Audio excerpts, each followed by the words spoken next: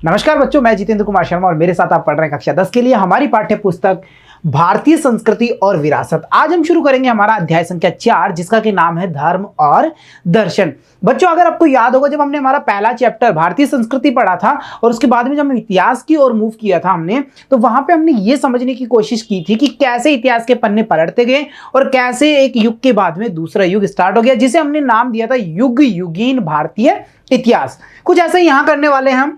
धर्म और दर्शन की जो हम समझ बनाएंगे तो हम ये देखना प्रारंभ करेंगे कि धर्म क्या होता है। धर्म की बेसिक परिभाषा से हम शुरू करेंगे, फिर हम धीरे धीरे उससे जुड़े हुए कई सारे पहलुओं को देखेंगे, कई सारी व्यवस्थाओं को देखेंगे। हम वहां पर वर्ण आश्रमों की चर्चा भी करेंगे और साथ ही साथ जब हम दर्शन की ओर मूव करेंगे तो दर्शन को लेकर के हम ये समझ बनाने की कोशिश करेंगे कि दर्शन के पार्ट यानी सिद्धांत कौन कौन से हैं और उन सबकी अलग अलग चर्चाएं हम इस कक्षा में कर लेंगे। तो चलिए शुरू करते हैं आज की हमारी कक्षा, जिसमें हम समझ बनाएंगे युग युगीन भारतीय धर्म और दर्शन की। अगर हम युग युगीन भारतीय धर्म और दर्शन की बात कर रहे हैं बच्चों, तो सबसे पहले प्रस्तावना के रूप में हमें यह समझना होगा कि जो हमारा भारतीय संस्कृति का इतिहास है वो कैसा है, बहुत प्राचीन है। भाई विश्व की अगर सभ्यता की बात कर रहे हैं, भारत की सभ्यता की बात कर रहे हैं, तो ये विश्व में प्राचीनतम है। सभ्यता कैसी है, यहाँ पे धर्म पर आधारित है। कैसा कह सकते हैं, सैंधव सरस्वती सभ्यता को जब हमने देखा था, उसके बाद में वैदिक काल को जब हमने अध्ययन किया, उत्तर वैदिक काल में हमने प्रवेश किया, तो वहां पे हमें ये समझ में आता है कि ये सारी व्यवस्थाएं, सभ्यता की सारी व्यवस्थाएं किस पर आधारित हो रही है भाई, धर्म पर आधारित हो रही हैं। जब धर्म को आत्मा की संज्ञा दे दी है तो अब इससे स्पष्ट हो गया कि धर्म मानव का स्वाभाविक गुण है, यानी वो मानव कहलाएगा जो धर्म की प्रवृत्तियों में लगा हुआ होगा। बच्चों, इसके बाद में देखिए आर्य जीवन में धर्म का महत्वपूर्ण स्थान है। ये धर्म ही तो है जो मानव की उच्च भावनाओं जैसे आपसी प्रेम हुआ, सद्भावनाएं हुई, क्षमा हुआ, नम्रता हुआ, सहिष्णुता हुई, धैर्य हुआ, इन सबको उसमें क्या करता है, विकसित करता है। तो कुल मिला के अगर युग युगीन भारतीय धर्म और दर्शन का हम कंबाइंड रूप देख रहे हैं तो हमें यह समझ में आता है कि जो सभ्यता है वो धर्म पर आधारित है, धर्म मानव का स्वाभाविक गुण है। तो अब इस धर्म को लेकर के हम एक विस्तार से समझ बनाने की कोशिश कर लेते हैं। देखो बच्चों, अगर धर्म की बात कर रहे हैं तो सबसे पहले परिभाषिक रूप में हमें इसका शाब्दिक अर्थ पता होना चाहिए, और ये पिछली बार पूछा भी गया था कि धर्म का जो धर्म शब्द का धातुगत अर्थ क्या है। तो धातुगत अर्थ क्या है भाई, इसका धारण करना। ये पिछली बार पूछा गया है, प्रीवियस ईयर में पूछ लिया गया है। तो अगर धर्म की बात कर रहे हो तो धर्म शब्द में जाति विशेष की सभ्यता, संस्कृति, आचार विचार, रहन सहन, रीति रिवाज तथा जीवन प्रणाली की प्रक्रिया और निर्देशन प्रस्तुत होता है। मतलब कहने का मतलब यह है कि अगर धर्म की बात कर लोगे ना आप, जैसे आपने किसी पर्टिकुलर धर्म की बात करी है, तो वो धर्म प्रेजेंट करेगा एक जाति विशेष की सभ्यता को, एक संस्कृति को, उसके आचार विचारों को, रहन सहन को, रीति रिवाजों को, जीवन प्रणाली की जो प्रक्रिया है भाई, कैसे जीवन जीना है, जीवन जीने का तरीका क्या होगा, उन सबको, और साथ ही साथ हम ये देखेंगे वो निर्देशन को भी प्रस्तुत करता है कि भाई धर्म मैं हूं, कैसे मैं किसी जाति की सभी चीजों को प्रेजेंट करूंगा। क्लियर हुआ। इसके साथ साथ देखिए डॉक्टर राधाकृष्णन ने भी कहा है कि धर्म की शक्ति को अनेक जीवन की शक्ति मान सकते हैं। क्या मान सकते हैं कि धर्म की शक्ति एक जीवन पर आधारित ना होकर के अनेक जीवनों पर आधारित हो सकती है। इट मींस हम ये कह सकते हैं कि religious is A answer of combined group of many types of life से। हम ये कह सकते हैं कि वो जो कई सारे जीवन होंगे, कई सारी कम्युनिटीज में रहने वाले लोग होंगे, उन सभी के जीवन को आधार बनाएगा, वही क्या कहलाएगा, वही हमारा धर्म कहलाएगा।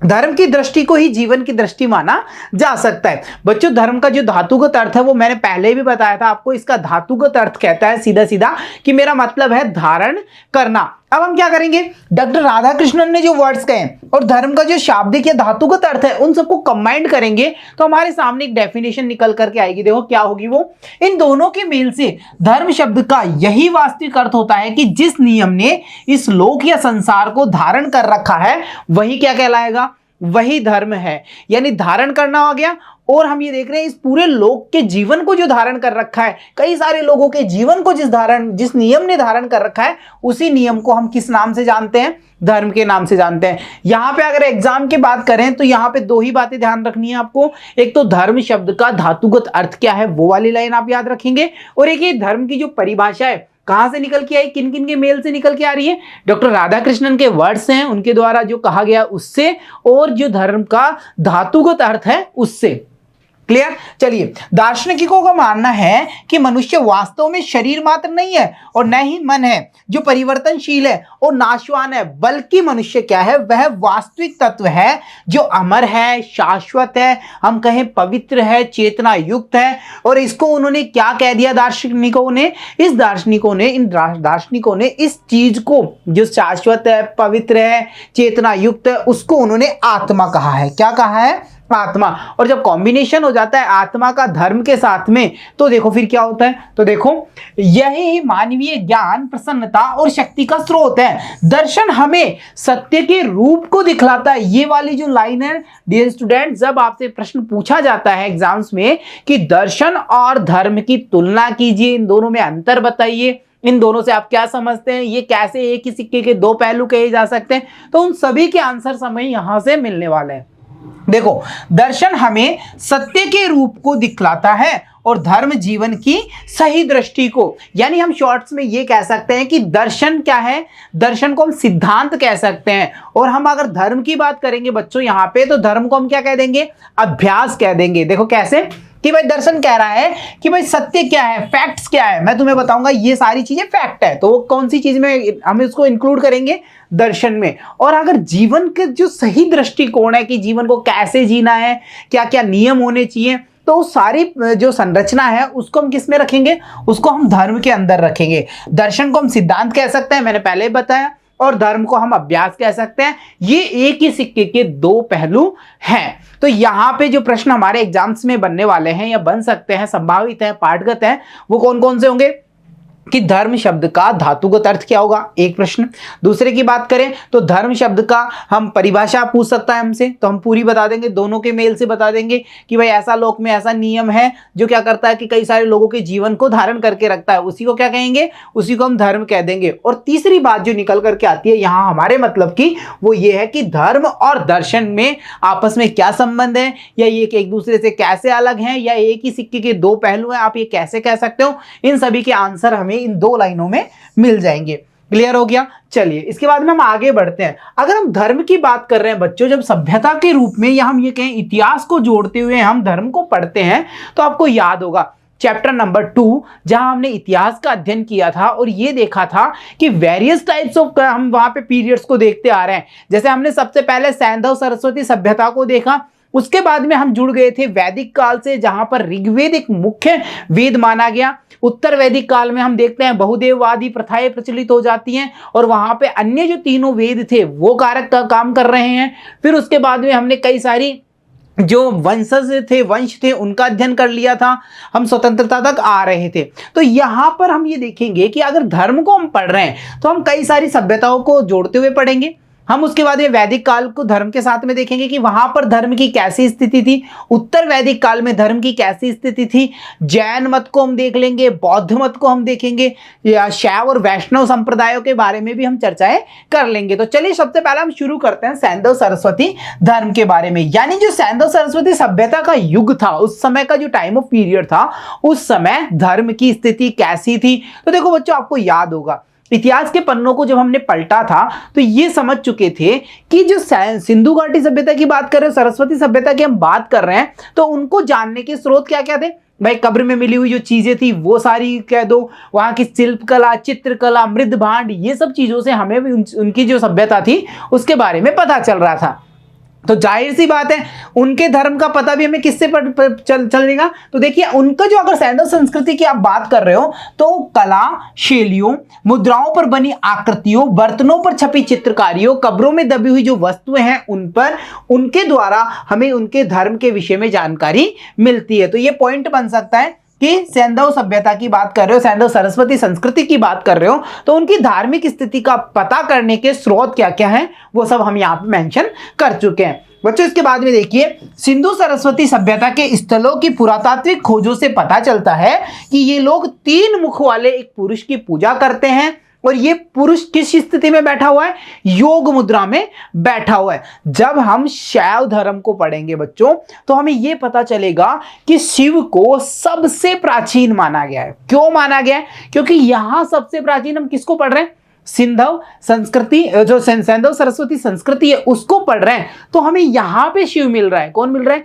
शिव। वैदिक काल में भी मिलेंगे, उत्तर काल में भी हम इनको देखेंगे, तो हम ये समझ पाएंगे कि जो शैव धर्मावलंबी हैं वो ये प्रेजेंट करते हैं, ये फैक्ट रूप से कहते हैं कि शिव सबसे प्राचीन है। क्लियर? चलिए देखिए, ये जो योगी है इसके सिर पर 2 सींग हैं, उनके बीच में पंखेदार वस्तु का बना हुआ तिकोड़ा मुकुट है, इनके बराबर में कई सारे एनिमल्स हमको देखने को मिलेंगे और आसन के नीचे एक हिरन का जोड़ा भी हमें देखने को मिलता है। संभवतः सैंधव लोग शिव को ही योगीश्वर के रूप में पूजते होंगे। संभवतः लिया है क्योंकि हमें जो चित्र मिले हैं स्पष्ट नहीं है, हम कह सकते हैं उनके आधार पे हमने केवल अनुमान लगाया कि ये जो योगीश्वर है, योगी जैसा बैठा हुआ मानव है या कोई भी है, वो कौन है? वो शिव का ही रूप है। कौन सा रूप है? योगीश्वर। सिंधु सरस्वती वासियों में नारी की पूजा भी काफी लोकप्रिय रही होगी, और ये चीज हमने कैसे देखी? वहां से नृत्य की एक ऐसी देवीय प्रतिमाएं मिल रही हैं, प्रकृति की देवी के रूप में हमें प्रतिमाएं मिल रही हैं, है ना। तो वो सारी चीजों को हमने निकाला, तो हमने आइडिया लगाया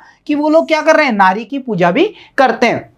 यहां से प्रश्न बनता है कि सैंधव सरस्वती जो सभ्यता थी उसके कालीन धर्म की स्थिति की विवेचना कीजिए, और पाठगत प्रश्नों में या पाठांत प्रश्नों में हमें ये मिल जाएगा। तो देखो वहां पे हम केवल 2-3 चीजें काम के लिखेंगे। योगेश्वर, शिव की योगेश्वर के रूप में पूजा करते हैं, और दूसरी बात कि जो नारी की है, नारी है उसकी भी ये लोग क्या करते हैं? पूजा करते हैं। इसके बाद में देखिए, सिंधु नगरों की खुदाई में मिट्टी की बनी हुई बहुत सी नारी की मूर्तियां मिली है, जिनके आधार पे आइडिया लगा लिया भाई सबने कि भाई यहाँ पे नारी की पूजा भी की जाती है। और देखो विद्वानों का मत यह है कि ये जो मूर्तियां हैं वो किससे रिलेट कर रही हैं? मातृ देवी है या फिर वो प्रकृति देवी की मूर्तियां हैं।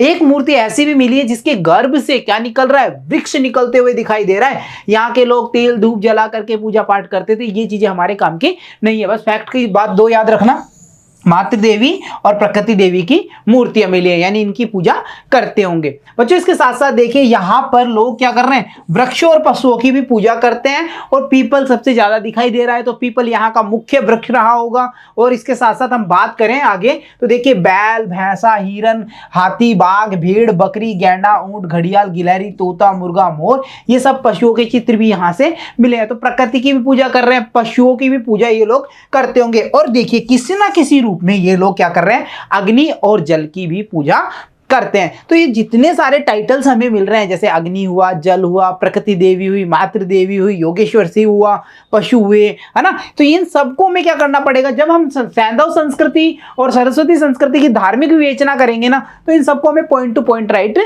करना होगा। क्लियर है? चलिए इसके बाद में देखिए आगे, खुदाई में यज्ञ भूमि भी मिली है। लोग समुद्र और नदियों को देवता के रूप में मान करके पूजा पाठ करते थे। और इसके अलावा हम देखते हैं मुद्राओं पर कई सारे सींग, स्तंभ, स्वास्तिक के चित्र भी मिले, और देवताओं को प्रसन्न करने के लिए योग साधना पर बल दिया जाता था। ये सब फैक्ट काम के नहीं है, बस ये है कि यहाँ पे यज्ञ भूमि भी हमको मिलती है। क्लियर? चलो इसके बाद में देखो हम देख लेते हैं अब वैदिक धर्म। सिंधु सरस्वती सभ्यता के बाद में जब हम वैदिक काल में चलते हैं, उस सभ्यता के अंतिम पड़ाव को पार करते हुए जब हम वैदिक काल की ओर मूव करते हैं, तो वहां पे हमें देखने को क्या मिलता है कि जो ऋग्वेद है, पहला जो प्रारंभिक वेद है, वो इस पूरे वैदिक काल का आधार रहता है। तो जाहिर सी बात है जो धार्मिक स्थिति होगी वो किसके आधार पर वहां पर आधारित रहेगी? वो रहेगी ऋग्वेद के आधार पे। तो देखो वहां पे क्या क्या सीन बन रहा है। देखो वेद शब्द की पहले बात कर ले तो विद धातु से बना हुआ है, ज्ञान होता है। ये प्रश्न इंपॉर्टेंट है भाई, मार्क कर लेना, है ना, आईएमपी कर लो। ये वाली लाइन आपको याद रख लेनी है। वेद शब्द का शाब्दिक अर्थ विद धातु से बनता है, जिसका अर्थ क्या होगा? ज्ञान होगा। वेदों के 4 प्रकार है और तुम्हें अच्छे से बिल्कुल अच्छे से रटे हुए होंगे, हमने इनको अच्छे से समझा है भाई। ऋग्वेद आएगा, फिर हम देखेंगे यजुर्वेद, सामवेद, अथर्ववेद। इन चारों वेदों से रिलेट करके देखो, पहली बात तो ये निकल करके आएगी कि ऋग्वेद क्या है? सबसे प्राचीन है, और इसमें विविध देवताओं की क्या की गई है? स्तुति की गई है। यजुर्वेद की बात कर रहे हो, यज्ञों का वर्णन मिलेगा। सामवेद में तुम्हें मंत्रों का संकलन मिल जाएगा। और अगर तुम अथर्ववेद की बात करोगे ना, तो यहाँ पे भूत, प्रेत, जादू टोने, इनके वर्णन, इनसे संबंधित मंत्र वगैरह हमें देखने को मिल सकते हैं। ठीक है, तो अब ये सारी चीजें यहां से क्लियर हुई हैं। 2 ही चीजें हैं काम की, वेद शब्द का जो शाब्दिक अर्थ है, किस धातु से बना है और क्या मतलब है, वो वाली बात, और चारों वेदों के नाम और इनके फैक्ट्स। ठीक, चलिए इसके बाद में देखते हैं। ऋग्वेद में 33 कोटि यानी प्रकार के देवी देवताओं का उल्लेख मिलता है। कितने प्रकार के हैं भाई?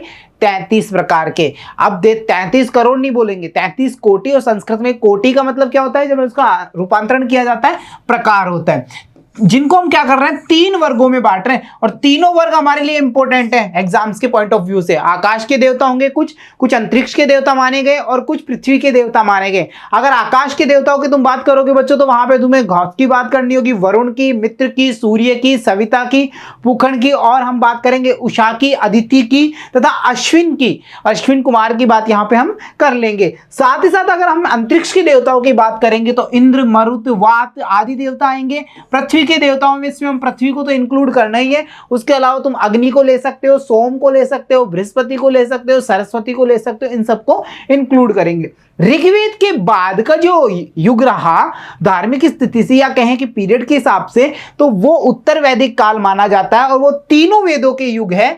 तीनों बचे हुए वेदों का जो हमारे रेस्ट युग हैं, जो रेस्ट वेद्स हैं, उनका युग है, और इसे हम किस नाम से जानेंगे, उत्तर वैदिक काल। इस काल में जो सबसे इंपॉर्टेंट फैक्ट था वो ये था कि यहाँ पे बहुदेववाद की जो प्रथा थी वो प्रचलित हो गई थी। भाई प्राकृतिक शक्तियों के आधार जो स्थान था, उनके स्थान पर अब शिव, विष्णु, ब्रह्मा, पार्वती, दुर्गा, भैरव, गणेश, ये सब देवताएं हमें देखने को मिल जाएंगे।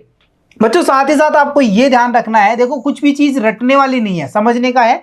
उत्तर वैदिक काल की बात कर रहे हो, बहुदेव आगे, ठीक है, यज्ञ कर्मकांड बढ़ जाएंगे। क्यों बढ़ेंगे, यजुर्वेद है। और हम ये भी देखेंगे कि यहाँ पे जादू टोना ये सब चीजें बढ़ने लग जाएंगी। क्यों बढ़ेंगी, क्योंकि वहां पे हमें मिल जाएगा वो हमारा अथर्ववेद। तो देखो अब इसमें देख लेते हैं, बहुदेववाद के साथ साथ यज्ञवाद का विकास भी हुआ। इस युग में मंत्र शक्ति का प्रभाव बढ़ गया तथा धार्मिक संस्कारों का विस्तार भी हो गया। तो इस हिसाब से हम ये कह सकते हैं कि अगर वैदिक काल को हम पढ़ रहे हैं तो हमें ये समझ में आ रहा है कि यहाँ पे वैदिक काल में ऋग्वेद को आधार बना करके जो 33 प्रकार के देवता थे उन्हें 3 कैटेगरीज में बांट लिया गया था, अंतरिक्ष के, आकाश के, पृथ्वी के देवता। और उसके बाद के काल को अगर उत्तर वैदिक काल को हम पढ़ रहे हैं तो वहां पे हमें क्या ध्यान रखना होगा, बहुदेववाद, और साथ ही साथ यज्ञवाद, मंत्र शक्ति का प्रभाव और धार्मिक संस्कारों का विस्तार। तो ये यहाँ की धार्मिक स्थिति स्पष्ट हो जाती है। चलिए इसके बाद में हम चर्चा कर लेते हैं हमारे अगले पॉइंट, यानी कि वैष्णव और शैव धर्म की।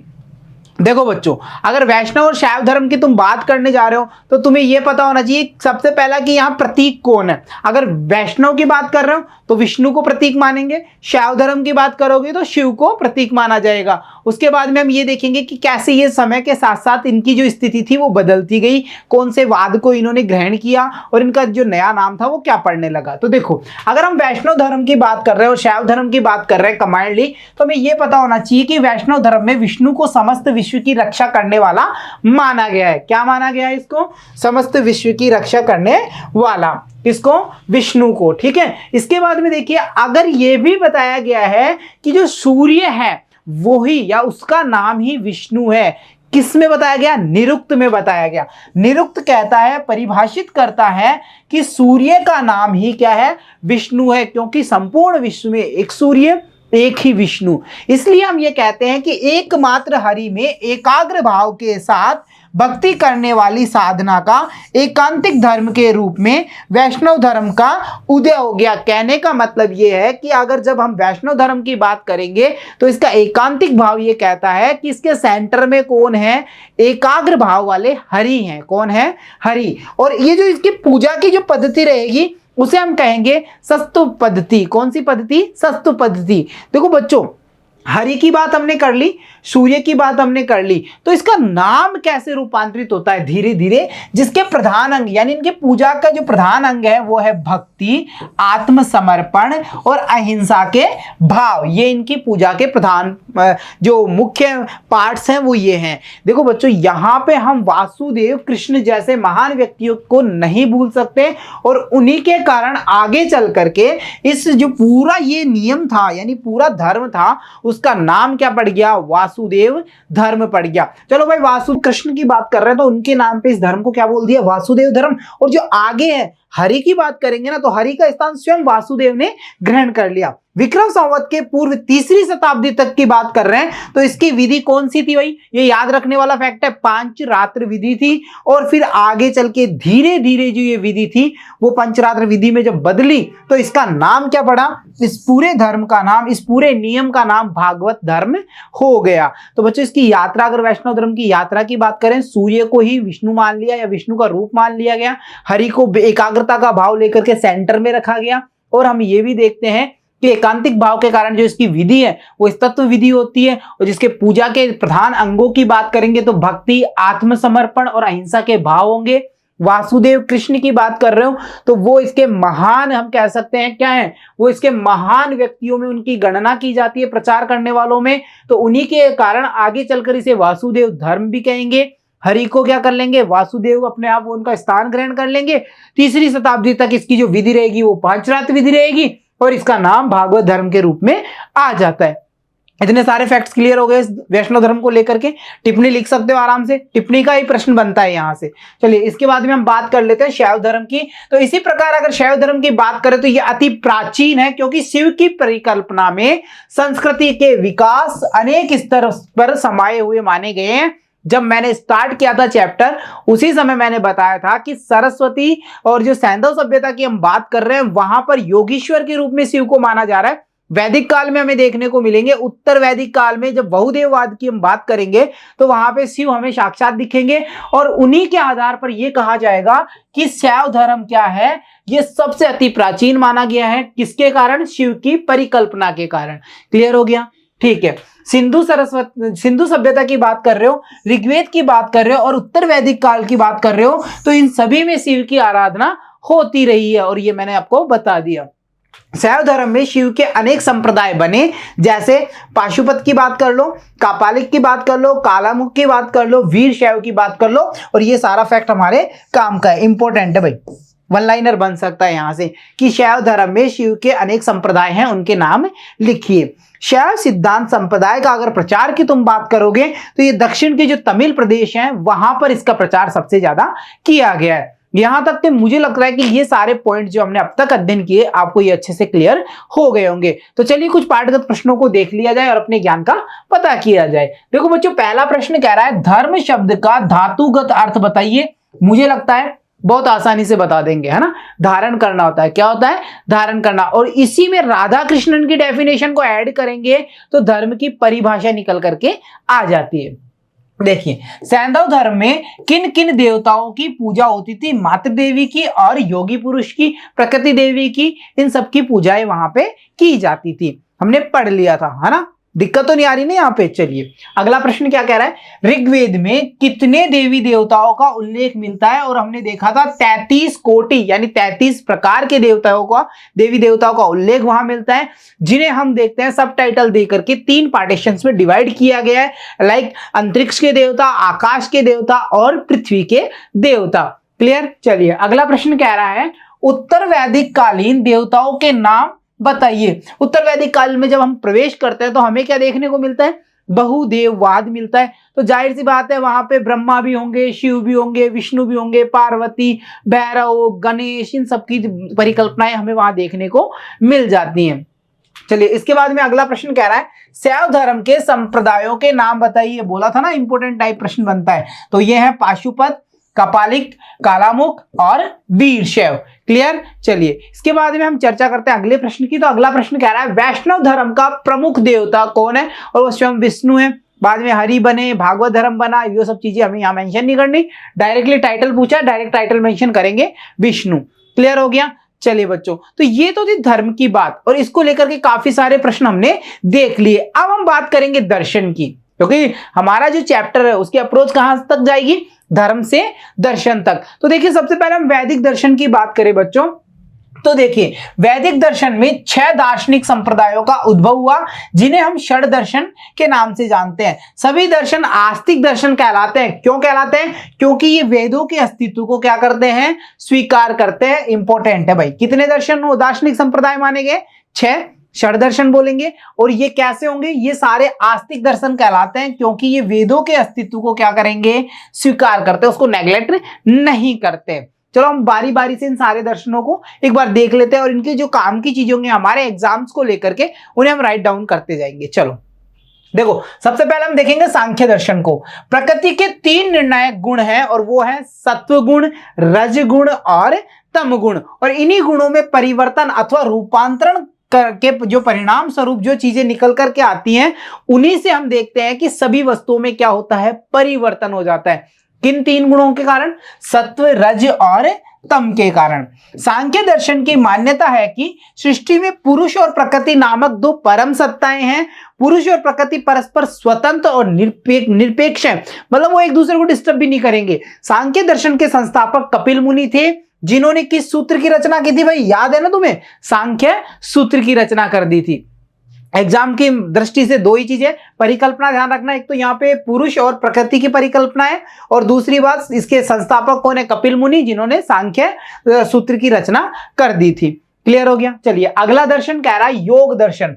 योग का मूल पतंजलि के योग सूत्र में मिलता है, जिसकी रचना लगभग 2री शताब्दी ईस्वी पूर्व में पूरी हो गई थी। योग का शाब्दिक अर्थ की बात तुम करोगे ना तो वो होता है मेल, और ये इंपॉर्टेंट है भाई। जहां भी देखो बच्चों, अगर किसी टाइटल का, किसी मैन पॉइंट का शाब्दिक अर्थ लिया जाता है, धातुगत अर्थ बताया जाता है, तो आप उसको अच्छे से याद रखेंगे, क्योंकि हमारे 1 लाइनर क्वेश्चन मैक्सिमम वहीं से बन करके आते हैं।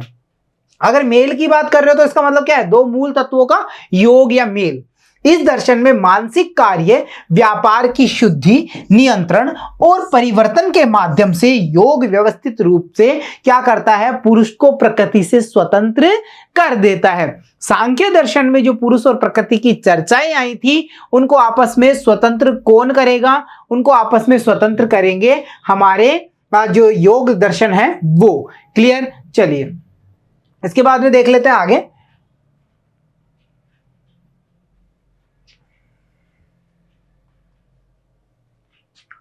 योग दर्शन द्वारा शरीर, प्राण, इंद्रियों को नियंत्रित किया जाता है। ये मेनली बात नहीं है, सबसे बड़ी बात ये है अष्टांग योग क्या है। अगर योग साधना की बात करोगे तुम तो वहां अष्टांग योग हमें देखने को मिलेंगे, और ये 8 के 8 योग हैं। यम, नियम, आसन, प्राणायाम, प्रत्याहार, धारणा, ध्यान, समाधि। और योग दर्शन में ईश्वर को गुरु और शिक्षक बताया गया है। क्या बताया गया है? ईश्वर को गुरु और शिक्षक। काम की बात सुन लो, अष्टांग योग के बारे में ध्यान रखोगे। 8 के 8 नाम तुम्हें याद रखने। 16 संस्कार भी तो याद कर लिए होंगे तुम लोगों ने, तो ये 8 भी ऐसे कैसे याद कर लेना, ठीक है। यम, नियम, आसन, प्राणायाम, प्रत्याहार, धारणा, ध्यान और समाधि। क्लियर?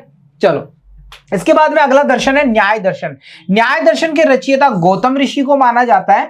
न्याय दर्शन में सृष्टि का रचयिता, पालनकर्ता और संहारकर्ता ईश्वर को माना गया है। न्याय दर्शन में स्पष्ट रूप से कहा गया है कि आप ही रचना करेंगे, आप ही पालन करेंगे और आप ही अंत में इस सृष्टि का क्या करेंगे? संहार करेंगे। इस दर्शन का संबंध तर्कपूर्ण रीति पर आधारित है। सही व तथ्यात्मक ज्ञान को ये दर्शन क्या कहता है कि बिल्कुल अच्छे से मतलब कहता है प्रेजेंट करता है। अरे भाई नाम ही देखो तुम, क्या नाम है?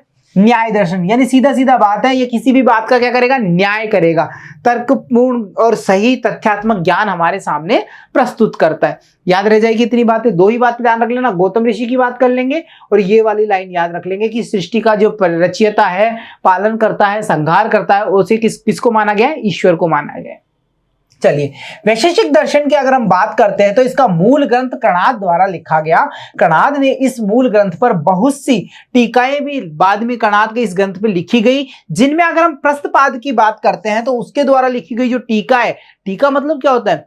टीका मतलब तिलक नहीं, टीका मतलब होता है कि उसका संक्षिप्त रूप, सार रूप, अब सीधे शब्दों में ये समझ लो उसकी कुंजी बनाई गई। वो प्रस्तपाद के द्वारा लिखित गई जो टीका थी, कुंजी थी, वो सर्वश्रेष्ठ मानी गई है, जिसकी रचना लगभग 6ठी शताब्दी में हुई थी।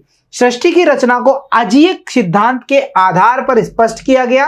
इस दर्शन में यथार्थ और वस्तुनिष्ठता पर बल दिया गया है। कहने का मतलब यह है कि यहां पर सत्य बातों का उल्लेख मिलेगा, यथार्थ तथ्यों को यानी फैक्ट का बात होगी, और वस्तुनिष्ठता की बात होगी, यानी जो आंसर निकल करके आएगा, कोई भी ढूंढो, कोई भी कैसे भी खोजेगा, प्रश्न का आंसर क्या होगा? सेम मिलेगा। और यही तो वस्तुनिष्ठता होती है। तो वस्तुनिष्ठता की बात करो, यथार्थता की बात करो, ये कहां मिलेगी हमें? वैशेषिक दर्शन पे। इसके बाद में हम षड दर्शन की कड़ी में आगे बढ़ते हैं। तो वैशेषिक दर्शन कहता है कि यथार्थ पदार्थ के बहुत से आधार और वर्ग होते हैं जो कि द्रव्य, गुण, कर्म, सामान्य, विशेष और समवाय हैं। इस दर्शन के अनुसार संसार की समस्त वस्तुएं पंच तत्वों से बनी हुई, और 5 तत्व तो याद है ना तुम्हें, बहुत आसान है, ये याद है ना, तो ठीक है, एक बार नाम रिपीट करो। पृथ्वी, जल, वायु, अग्नि और आकाश, ये पंच तत्व हैं जिनसे हमारा शरीर भी बना हुआ है ना, ऐसा ही कहा जाता है। ठीक है बच्चों, इसके बाद में अगले दर्शन की हम बात करें तो वो है हमारा मीमांसा। मीमांसा की बात कर रहे हो तो मूल ग्रंथ जैमिनी ऋषि द्वारा रचित सूत्र है जिसकी रचना 3री शताब्दी में हुई। इस दर्शन में कुमारिल भट्ट और शब्द स्वामी का भी नाम आता है। जैमिनी पद्धति के अनुसार धर्म कर्म के फल का आधार है, अर्थात धर्म का नियम है। भाई धर्म क्या है? कर्म के फल का आधार, कर्म का जो रिजल्ट होगा वही क्या कहलाता है? वही हमारा धर्म कहलाता है। यह वेद के कर्म कांडीय यज्ञ पर बल देता है। कौन? मीमांसा दर्शन। तो बच्चों ये सारे षड दर्शन को तुमने देखा, और मैं ये समझ पा रहा हूं कि जब हम दर्शन की बात कर रहे हैं तो क्या निकल करके आ रहा है? यथार्थ निकल करके आ रहा है। जहां धर्म था अभ्यास और दर्शन क्या था? दर्शन था सिद्धांत। तो यहां पे हम देख पा रहे हैं कई सारे नियम, सिद्धांत, यथार्थ फैक्ट्स हमारे सामने निकल करके आए हैं। इसके साथ साथ देखिए, अगर मीमांसा दर्शन में आगे बढ़ते हैं तो ये दर्शन वास्तविक रूप में वेद के संहिता और ब्राह्मण खंड की व्याख्या, प्रयोग और उपयोग से संबंधित है। वेद शाश्वत है तथा इसमें संपूर्ण ज्ञान है। यहां धर्म का अर्थ क्या माना गया है भाई? मोक्ष। और लास्ट लिमिट होती है ना ये मोक्ष, धर्म अर्थ काम मोक्ष की। जब हम पुरुषार्थों की बात करते हैं तो हमें सबसे लास्ट में क्या प्राप्त होता है? मोक्ष प्राप्त होता है। आश्रम व्यवस्था में भी सबसे लास्ट में क्या प्राप्त हो रहा है? मोक्ष प्राप्त हो रहा है ना। तो यह इस प्रकार से हम कहते हैं कि धर्म का अर्थ मीमांसा दर्शन के अनुसार क्या माना गया है? मोक्ष माना गया है। ये याद रहेगा ना मोक्ष, ये पूछा जाएगा प्रश्न, पाठ्यगत प्रश्नों में आ सकता है ये। चलो अब देख लेते हैं आगे। वेदांत दर्शन की बात करें हम तो शंकराचार्य ने उपनिषदों, ब्रह्मसूत्र और भगवत गीता पर भाष्य लिखा। उनके विचारों को अद्भुत वेदांत कहा जाता है। क्या कहा जाता है? अद्भुत वेदांत। और ये क्यों कहा जाता है इसका कारण देख लो। अद्भुत का अर्थ है, अद्भुत का क्या अर्थ होता है? कि द्वैत को नकारना तथा एक परम में विश्वास करना, यानी दो चीजें नहीं है उसको नकार दो, और परम सत्य क्या है? केवल एक ही है। वेदांत दर्शन में उपनिषदों अर्थात वेदों के अंतिम भाग का दर्शन है, इसलिए इसे क्या कहा गया है? वेद का अंतिम भाग, यानी इसे इसीलिए क्या नाम देंगे हम बच्चों? हम इसे कहेंगे वेदांत। तो वेदांत दर्शन की बात करोगे तो शंकराचार्य को तुम याद रखोगे, उनके भाष्य को याद रखोगे। दूसरा अद्भुत वेदांत को हम याद रखेंगे। क्यों कहा गया है? कि द्वैत को नकार रहा है और एक परम में विश्वास कर रहा है। वेदांत क्यों कहते हैं? क्योंकि ये वेदों के, उपनिषदों के अंतिम भाग हैं, इसलिए हम इसी में क्या कहेंगे? हम इसको वेदांत कहते हैं। याद रहेगा षड दर्शन के बारे में। धर्म और दर्शन को लेकर के सारे टॉपिक क्लियर कर लिए। चलिए इसके बाद में हम देख लेते हैं कुछ और वेदांत के बारे में। तो देखिए वेदांत दर्शन के अनुसार ब्रह्म सत्य है, जगत असत्य है। उनका विश्वास था कि ब्रह्म और आत्मा में कोई अंतर नहीं है, ब्रह्म अपरिवर्तनीय अंतिम ज्ञान है। ये सब बातें, तुम्हें दार्शनिक नहीं बनना, तुम्हें केवल काम की बातें देखो, रामानुजी से संबंधित होंगे। और प्रत्येक गतिविधि है वो किसके द्वारा संचालित होती है? यही मूल मंत्र है कि सभी गतिविधि होगी, जो भी कार्य होगा वो विवेक यानी कि ज्ञान से संचालित होता है। याद रहेंगी यही बातें, बस इतनी ही काम की। ये सारी जो दार्शनिक बातें हैं ये मत सीखने लगना तुम, है ना। हमें केवल हमारे एग्जाम को ध्यान में रखते हुए तैयारियां यहां से करनी है। चलो देखो इसके बाद में हम देख लेते हैं कुछ प्रश्नों को। पहला प्रश्न क्या कह रहा है? वैदिक दर्शन में कितने संप्रदाय हैं? 6 दार्शनिक संप्रदाय हैं। षड दर्शन की बात हम करेंगे 6, और यहाँ पे नाम भी लिख सकते हो तुम चाहो तो। देखो योग कितने प्रकार के? अष्टांग योग की बात करिए तो 8 हमारा आंसर रहेगा यहाँ पे, यम नियम वाले। ठीक है, अगला प्रश्न कह रहा है न्याय दर्शन का रचयिता किसे माना जाता है? कौन है? गौतम ऋषि। न्याय दर्शन, देखो जितने भी दर्शनों की बात करेंगे उनके प्रणेता ऋषि तो तुम्हें याद रखना है। अभी जेमिनी का भी हो सकता है। देखो ये आ गया, मीमांसा दर्शन का प्रवर्तक कौन था? जेमिनी ऋषि। ठीक, इसके बाद में अगला प्रश्न कह रहा है अद्वैत का अर्थ बताइए। द्वैत को नकारना तथा एक परम में विश्वास रखना, यही अद्वैत है, अद्भुत सिद्धांत है। क्लियर हो गया इतना? चलो बच्चों, तो यहां के बाद में अगला जो हमारा टॉपिक रहेगा वो रहेगा जैन दर्शन। देखो जैन दर्शन समझना इसलिए जरूरी हो जाता है, जब हम जैन मत का अध्ययन किया था हम लोगों ने, तो हम ये समझ पा रहे थे कि वहां पर जो दार्शनिक स्थिति थी वो इतनी मजबूत हो गई थी, लोग कर्मकांड से और उनसे प्रभावित हो चुके थे, बहुत ज्यादा परेशान हो चुके थे, नए मत की तलाश चल रही थी, बौद्ध मत और जैन धर्म अपना प्रचार कर रहे थे। तो जैन दर्शन में ऐसी कौन कौन सी चीजें, ऐसे कौन कौन से नियम हैं जो हमारे जीवन को एक नया सिद्धांत प्रदान करते हैं, उनको हम यहाँ पे देखेंगे। तो देखो बच्चों, अगर जैन दर्शन की बात कर रहे हो तो जैन दर्शन में ईश्वर की मान्यता नहीं है। पहला फैक्ट ये है कि ईश्वर को नहीं मानते। ये कहता है संसार है, वास्तविक है, किंतु इसकी सृष्टि का कारण कौन नहीं है? ईश्वर नहीं है। तो ईश्वर को नकारना, पहली बात ये निकल करके आती है। यह विश्व अनादि काल से विद्यमान है और इसका अस्तित्व कैसा माना गया? शाश्वत है, क्षणिक नहीं है, बहुत लंबे समय से चलता आ रहा है। कौन? हमारा विश्व। जैन परंपरा के अनुसार इस धर्म में टोटल कितने तीर्थंकर हुए थे भाई? तीर्थंकरों की बात करते हैं तो 24 है, और अंतिम की बात करेंगे 24 की, तो वो हम देख पाएंगे महावीर स्वामी को। चलो, इनकी टिप्पणी पिछली बार पूछी गई थी, तो एक बार हम इसको रिवाइज कर लेते हैं। देखो यहां से क्या लिखना होगा हमें कि जिनका जन्म की बात करें 599 ईसा पूर्व में हुआ, 30 वर्ष की आयु में वैराग्य, यानी ये हर चीज को, सांसारिक सुखों को त्याग कर देते हैं और सन्यासी बन जाते हैं। 83 दिन की घोर तपस्या के बाद में इन्हें ज्ञान प्राप्त हो जाता है। और जैन श्रुति की बात करते हैं, उसके अनुसार 70 वर्षों तक जैन धर्म का प्रचार किया इन्होंने, और इनके जो अनुयायी बने वो क्या कहलाए? वो कहलाए जैन। क्या कहलाए? जैन कहलाए। ठीक है, चलो इसके बाद में देखिए, महावीर स्वामी के अनुसार संसार 6 द्रव्यों, जीव, पुद्गल यानी भौतिक तत्व, धर्म, अधर्म, आकाश और काल से निर्मित है। ये 6 तत्व ध्यान रख लेना। पंच तत्व हमने वहां देख लिए थे, यहाँ 6 तत्व बताए गए हैं। किसके अकॉर्डिंग? महावीर स्वामी के अनुसार। कौन कौन से हैं ये? जीव, पुद्गल, धर्म, अधर्म, आकाश और काल। इस संसार में आत्मा के अतिरिक्त कुछ भी असीम नहीं है। इनके अनुसार जीव जंतु, पेड़ पौधों, ईंट पत्थर, सब में क्या है? सब में आत्मा बसती है। किनके अनुसार? महावीर स्वामी या जैन दर्शन के अनुसार। जैन दर्शन में ज्ञान के 3 स्रोत माने गए, और ये 3 स्रोत बड़े इंपॉर्टेंट है, पूछ सकता है। देखो तीनों स्रोत कितने आसानी से तुम याद रखोगे। प्रत्यक्ष, मैंने जो देखा उससे मैंने ज्ञान प्राप्त किया। कैसा है ये? सीधा प्रत्यक्ष मिल गया मेरे को। दूसरा स्रोत क्या है? अनुमान, मैंने कुछ आइडिया लगाया, कुछ गैस किया, कुछ अनुमान लगाया और मुझे ज्ञान मिला। वो क्या है? मेरा अनुमानिक ज्ञान। और तीसरा है तीर्थंकरों के वचन, जो महापुरुषों ने कहा है उनको हमने आत्मसात किया, तो वो भी क्या कहलाएंगे? ज्ञान के स्रोत हैं। तो जैन दर्शन के अनुसार ज्ञान के 3 स्रोत हैं। कौन कौन से होंगे? प्रत्यक्ष, अनुमान और तीर्थंकरों के वचन। याद रह जाएगी इतनी बातें। चलो इसके बाद में हम देख लेते हैं आगे। जैन सिद्धांत ज्ञान, जो जैन सिद्धांत का ज्ञान है वो विभिन्न रूपों में व्यक्त किया जा सकता है। और ये ज्ञान है ना, इतना क्रिटिकल लगेगा, तुम्हें कंफ्यूज नहीं होना है।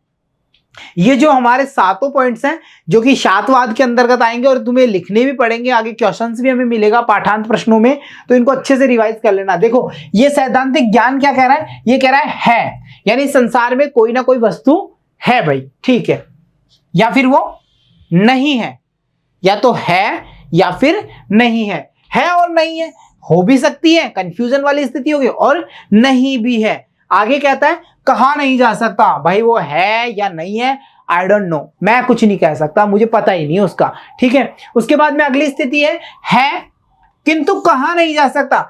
उसकी विद्यमानता है, उस वस्तु की विद्यमानता है, परंतु हम ये नहीं कह सकते कि वो है या कितनी मात्रा में है, कहाँ होगी, कैसी होगी, संरचना कैसी है, ये वाली चीज यहां आती है। और आगे देखिए, नहीं है और कहा नहीं जा सकता, नहीं भी है और उसके बारे में कह भी नहीं सकते कि भाई ये आगे होगी कि नहीं होगी। ये चीजें है, नहीं है और कहा नहीं जा सकता, हो भी सकती है, नहीं भी हो सकती और कहा नहीं जा सकता। अरे भाई 3 लाइनों में कहा नहीं जा सकता हो गया, एक में बिल्कुल क्लियर कहा नहीं जा सकता, एक में है नहीं है और एक में है और नहीं है। बस 7 के 7 हो गए, और इन्हीं सबको मिलाकर के हम कहते हैं शातवाद है ये, यानी कि इसे एकांतवाद भी कहा जाता है। क्या कहा जाता है? एकांतवाद। बच्चों ये जो फैक्ट है, जैन सिद्धांत के अनुसार शातवाद की परिभाषा लिखिए, टिप्पणी लिखिए, इंपोर्टेंट बनता है प्रश्न, यहां से आप इसको अच्छे से रिवाइज कर लेना। जैन दर्शन का अंतिम लक्ष्य निर्वाण है। अगर हम बात करते हैं जीवन के अंतिम लक्ष्य की, तो वो क्या है? मोक्ष है। और जैन दर्शन की बात कर रहे हो तो इनके अनुसार निर्वाण है। तो तुम आइडिया लगा सकते हो ना, निर्वाण का मतलब ही क्या होता है? मोक्ष होता है। कोई भी धार्मिक दर्शन है, सेम परिभाषा लास्ट में निकल करके आ रही है, भाई तुम्हें क्या करना है, निर्वाण प्राप्त करना है, तुम्हें मोक्ष प्राप्त करना है। कर्म फल का नाश तथा आत्मा से भौतिक तत्वों को हटाने पर ही क्या संभव है, निर्वाण संभव होगा। यानी कि सीधा सीधा है कि तुमने अच्छे कर्म किए, बुरे कर्म किए, इन चीजों से तुम दूर हो गए, सांसारिक जो भौतिक सुख साधन है उनसे तुम अलग हो गए, विरक्त हो गए, वैराग्य तुम्हें मिल गया, तो अब तुम्हारा क्या है, निर्वाण संभव है, यानी तुम्हें मोक्ष मिल सकता है। आश्रम व्यवस्था में जब हम चौथे आश्रम की ओर जाते हैं प्यारे बच्चों, तो तुम्हें याद आ रहा होगा वहां पे हम क्या देख रहे हैं, वानप्रस्थ कंप्लीट करके वो सन्यासी बन गया है, उसके सांसारिक जीवन से उसने परित्याग कर दिया, बिल्कुल वो सबसे अलग हो गया, और उसे अंत में क्या मिलेगा, मोक्ष मिलेगा। सेम वैसी स्थिति यहां पे देखने को मिल रही है। क्लियर हो? आगे अगर हम अगले दर्शन की बात करें तो हमारा है बौद्ध दर्शन। देखो बौद्ध दर्शन की तुम बात कर रहे हो ना, तो यहाँ पे दो तीन चीजें निकल करके सामने आने वाली है। देखो बौद्ध की बात करेंगे तो बौद्ध मत का उद्भव कहां से हुआ, वो चीजें हम देख लेंगे। ये दर्शन कौन कौन से, चाहे वो आर्य सत्यों की बात करेंगे, हम उन चीजों को देखेंगे, क्या क्या नियम यहां हमें देखने को मिलेंगे, उन सब पे हम डिस्कस करते हैं। तो देखिए बौद्ध दर्शन की बात कर रहे हो ना, तो बौद्ध दर्शन की आधारशिला किसने रखी, गौतम बुद्ध ने। उनका जन्म 563 में ईस्वी पूर्व नेपाल के तराई में कपिलवस्तु के पास लुम्बिनी। तुम्हें कुछ याद नहीं रखना, बस एक ही चीज याद रखना, लुम्बिनी ग्राम। क्या याद रखोगे, लुम्बिनी ग्राम। ये तराई में मत पहुंचना तुम, है ना, नेपाल की तराई में जाके कपिलवस्तु में नहीं जाओगे, तुम सीधा कहां पहुंचोगे, उनके जन्म स्थान पे, सीधा सीधा लुम्बिनी, यही पूछा जाता है। ठीक है। और बचपन का नाम की बात करोगे, सिद्धार्थ की बात करेंगे, माता माया देवी थी, जन्म के कुछ समय पश्चात उनका निधन हो गया। टिप्पणी में जब ये प्रश्न आता है ना, तो तुम्हें इनकी जीवनी लिखनी पड़ेगी थोड़ी थोड़ी। ठीक है। यशोधरा से इनका विवाह कर दिया, क्योंकि ये बचपन से ही कैसे थे, गंभीर प्रवृत्ति के थे, तो 16 साल की उम्र में इनका विवाह संपन्न करा दिया गया। तुम तो गंभीर नहीं हो ना, है ना, हाँ ठीक है। तो ये गंभीर थे और यशोधरा के साथ इनका विवाह संपन्न हो गया। आगे की स्थिति ये कहती है कि 29 वर्ष की आयु में इन्होंने जगत में व्याप्त मृत्यु, बीमारी, गरीबी इत्यादि के समाधान हेतु गृह त्याग कर दिया। बोध गया में इनको ज्ञान प्राप्त हो जाता है, वहीं पर इन्हें नया नाम मिलता है और वो क्या है, बुद्ध है। और 30 वर्ष की आयु में उनको जो मुख्य ज्ञान था वो प्राप्त हो गया। यानी कि इनको अब 30 वर्ष की आयु में ये पूरी तरह से क्या बन गए, ज्ञानी बन गए भाई, केवल्य मिल गया इनको, है ना, केवल्य की प्राप्ति हो गई है ना। ठीक है, चलो इतना सब कुछ देख लिया बौद्ध दर्शन को लेकर के, बेसिक चीजें हो गई इनके जो हम कहें प्रतिपादक के बारे में। तो आगे ये दर्शन क्या कहता है, देखो, बुद्ध की मृत्यु के बाद उपाली जो कि उनका शिष्य था, उसके द्वारा त्रिपिटकों का संकलन किया गया। और ये त्रिपिटक इंपॉर्टेंट है, पूछ सकता है भाई, त्रिपिटक कौन कौन से होंगे, विनय पिटक, सुत्त पिटक और अभिधम्म पिटक। इनका मतलब ये है कि इसमें नियम है, इसमें उपदेश है और इसमें बौद्ध दर्शन से जुड़ी हुई सारी ज्ञान की बातें हमें देखने को मिलेंगी। किसने रचना करवाई है इनकी संकलन, उपाली के द्वारा, जो कि बुद्ध का शिष्य था। बच्चों इसके बाद में अगर हम बात करें बुद्ध दर्शन की विशेषताओं में, तो अगली विशेषता है 4 आर्य सत्य।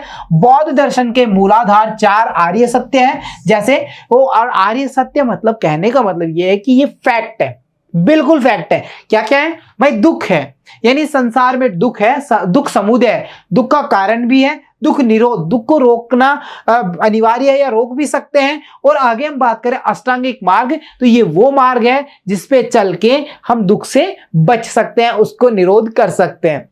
तो चारों आर्य सत्य याद रखेंगे, दुख, दुख समुदय, दुख निरोध तथा अष्टांगिक मार्ग। तो ये सब चीजें नॉर्मल है। अष्टांगिक मार्ग को एक बार देख लेते हैं क्या है। तो अगर दुख से मुक्ति पानी है तो हमारा बौद्ध दर्शन कहता है कि यहां पर आपको फॉलो करना होगा अष्टांगिक मार्ग को।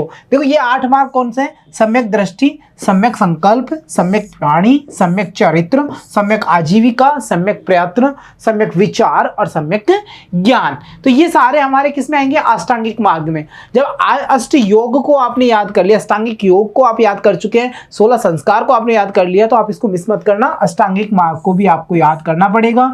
ये सीधा फैक्चुअल क्वेश्चन में हमें पूछा जा सकता है, क्लियर रहेगा। इसके बाद में देखिए, अगर बौद्ध दर्शन की और विशेषताओं की बात करें तो दुख का कारण जन्म है। बौद्ध दर्शन कहता है कि दुख का कारण जन्म है। और जन्म की भी बात करेंगे तो जन्म का कारण भी कर्म फल उत्पन्न करने वाला अज्ञान रूपी चक्र होता है। और इस चक्र को इस पूरे दर्शन में प्रतीत्य समुत्पाद के नाम से जाना जाता है, यानी कि इसके होने से उत्पन्न होने वाला। जैसे भाई दुख क्यों आया, जन्म हो गया। अब हम ये कह रहे हैं जन्म क्यों हो गया, क्योंकि हमारे कर्म के फल ऐसे थे कि हमें दोबारा से जन्म लेना पड़ रहा है। तो यहां पे हम समझते हैं कि ये एक चक्र बना हुआ है, और इस पूरे चक्र को बौद्ध दर्शन में प्रतीत्य समुत्पाद के नाम से जानते हैं, अर्थात इसके होने से यह उत्पन्न होता है। टिप्पणीत्मक प्रश्न यहां से बन सकता है।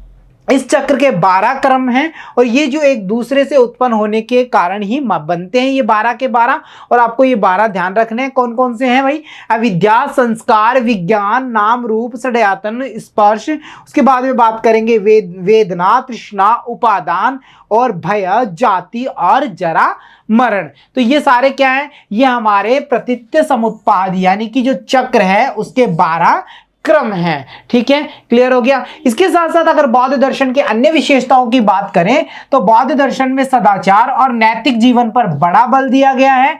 10 शीलों को, जिसका क्या कहा जाता है, अनुशीलन, उनका मतलब हम ये कह रहे हैं 10 शीलों का अनुशीलन करना है, 10 शीलों को समझना है, 10 शीलों का पालन करना है, तब आप क्या कह सकते हो, इसके आधार पर ही किसकी परिकल्पना की गई है, हमारे नैतिक जीवन की। और ये नैतिक जीवन के 10 शील कौन कौन से माने गए, अहिंसा, मतलब किसी भी जीव पर किसी भी प्रकार की हिंसा नहीं करनी है। हम कह रहे हैं सत्य, सत्य ही बोलना है। उसके बाद में हम कह रहे हैं असत्य, असत्य की बात कर रहे हो यानी कि चोरी नहीं करना है, और आगे देखो व्यभिचार नहीं करना है, नशा नहीं करना है, असमय भोजन नहीं करोगे, सुखपद बिस्तर का त्याग कर दोगे, धन संचय नहीं करोगे, स्त्रियों का संसर्ग नहीं करोगे, और नृत्य ज्ञान का भी त्याग करना होगा। तो ये सारे जो 10 नियम हैं, ये 10 के 10 नियम, ये सारे जो 10 नियम हैं, ये सारे 10 के 10 नियम क्या कहलाते हैं, 10 शील। क्या कहलाते हैं, 10 शील। किस दर्शन में मिलेंगे, बौद्ध दर्शन में। तो देखो सारी चीजें देख ली, जैन मत देख लिया, बौद्ध दर्शन को देख लिया हमने, यहाँ पे शैव मत, वैष्णव मत को भी देख लिया, इन सबको हमने देख लिया है। तो चलिए अब एक बार हम चर्चाएं कर लेते हैं कुछ बनने वाले प्रश्नों पे। तो देखिए पाठगत प्रश्नों में पहला प्रश्न है, जैन दर्शन में कितने तीर्थंकरों का उल्लेख मिलता है, तो सीधा सा आंसर होगा 24 तीर्थंकर। ठीक है, चलिए अगला प्रश्न कह रहा है, महावीर के अनुयायी क्या कहलाते हैं। महावीर के अनुयायी क्या कहला रहे थे, जैन कहला रहे थे। ठीक है, उसके बाद में जैन दर्शन का अंतिम जो जीवन का अंतिम लक्ष्य माना गया है, क्या माना गया, निर्वाण माना गया। हमें पता है सभी दर्शनों की बात करेंगे मोक्ष सामने निकल करके आता है ना, कोई इतना स्पेशली यहाँ पे डाउट लेने की जरूरत नहीं है। गौतम बुद्ध का जन्म किस स्थान पर हुआ, सीधा सीधा तुम नेपाल के तराई में कपिलवस्तु होते हुए नहीं जाओगे, सीधा पहुंच जाओ, कहां पहुंचोगे, लुम्बिनी, और वहीं पे क्या हो रहा है, गौतम बुद्ध का जन्म हो रहा है। क्लियर हो गया। चलो अगला प्रश्न कह रहा है, बुद्ध को ज्ञान कहाँ प्राप्त होता है, बौद्ध गया में ज्ञान प्राप्त हो जाता है, तभी तो वो क्या कहलाते हैं, बुद्ध कहलाते हैं।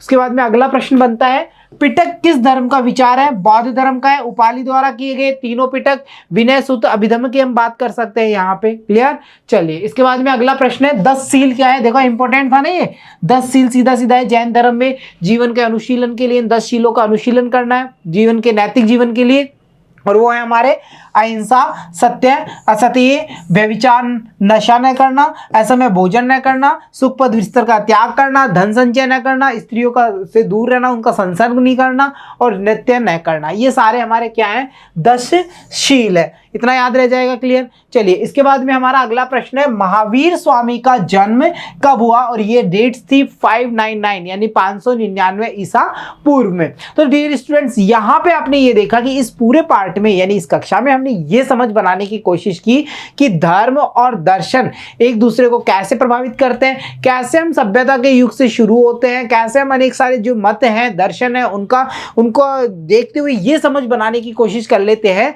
कि जो दर्शन है वो क्या है, वो सिद्धांत है, और धर्म क्या है, धर्म अभ्यास है, यानी जीवन जीने की सही दृष्टि को ही हम धर्म कहते हैं। और ये सारे दर्शनों को लेकर के हम बिल्कुल स्पष्ट रूप से समझ गए।